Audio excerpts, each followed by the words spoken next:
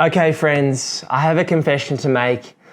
Emily and I have made some bad financial decisions recently.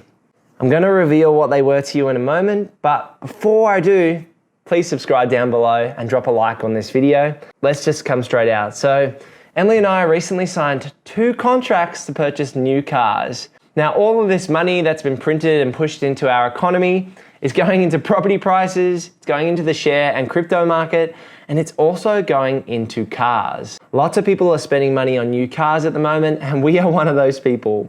I know I talk a lot about not having a fancy car and being conservative with your money, but I never thought I'd do it. I always thought I'd buy a secondhand car, but we were tempted and drawn into buying a brand new car. Now, what car did we end up buying, or cars I should say, did we end up buying, and how much are we spending on those, and what does the finances look like in terms of making these purchases?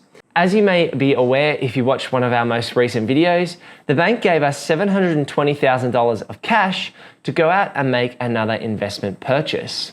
Now, we're not going to use all of that money for an investment purchase. We're going to keep some as a buffer for a rainy day fund.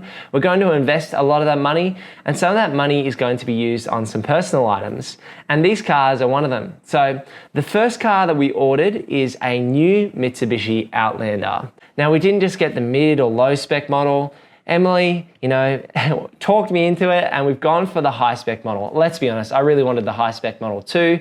And being the researcher that I am, I dived into the detail, looked at hundreds of cars and broke down what I thought was the best investment opportunity, not an investment, but best value for money, I should say, and what was going to be the best fit for us as potentially being a growing family down the track and to use this car for the next 10 or 15 years. Price of that car is $53,000 and it's a 5+2 seats. So it's 7-seater, but really it's a 5-seater with 2 kid seats in the boot space. Now, we could have easily spent $60,000 or $70,000 on a new car with similar specs, leather trim and a good size and towing capacity, but we decided to go for the mid-50s and get a luxury car. It was really a spend for us because we've been so reserved and pushed all of our money into investing over the last 5 to 7 years. The second car that we've bought, I'd love to talk about this one, is a Suzuki Jimny. So I fell in love with this car a little while ago, and Em and I had a good discussion about it. And this is actually going to be our business car. So Purpose Property, my buyer's agency, is branded dark green.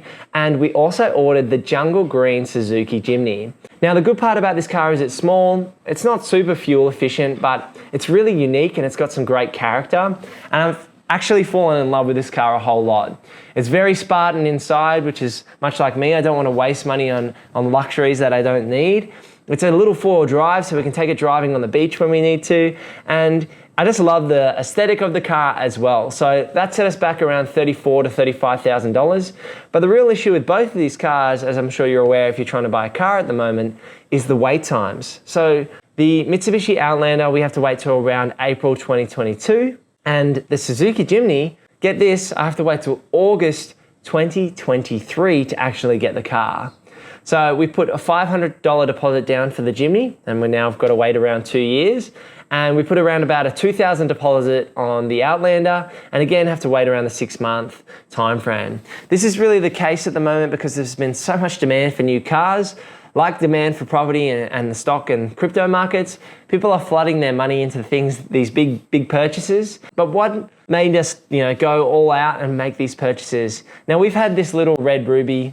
She's been a great car. It's a Holden Barina 2010. It's probably only worth about $2,000 to $3,000 at the moment. It's got a bit of ding in the front of the car as well, but the car's all good mechanically and it runs really well. It's not super flash. That's the kind of person I think I am, or I try to be, is someone that doesn't really need fancy material things, and we invest our money wisely. What Emily and I are really looking for is life choices, the ability to eventually potentially coach my kids' soccer, down at the local soccer club, spend time with our family on holidays, spending say 4 to 6 weeks or 4 to 8 weeks a year of holidays.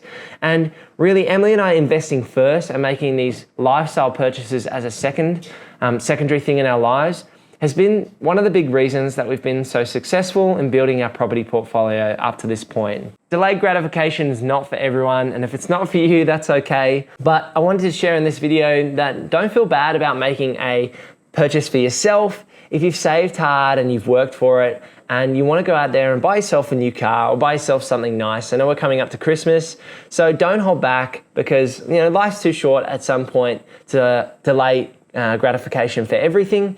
So Emily and I have gone out there and bought 2 new cars. Now there is a bit of a wait time on those, so that is a good thing. So it's not blowing our cash straight away.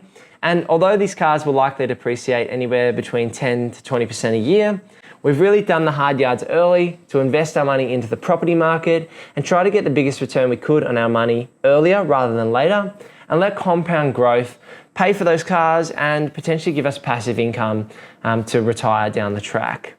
If you've made a new car purchase this year or you're waiting for a new car, leave a comment down below. I'd love to hear what you're buying. If you think this is a terrible investment decision, then drop a like on this video. I don't disagree. It's not the best investment of our money, but we also want to upgrade and enjoy our lifestyle at the same time. Subscribe to the channel, and I'll see you in the next video. Peace.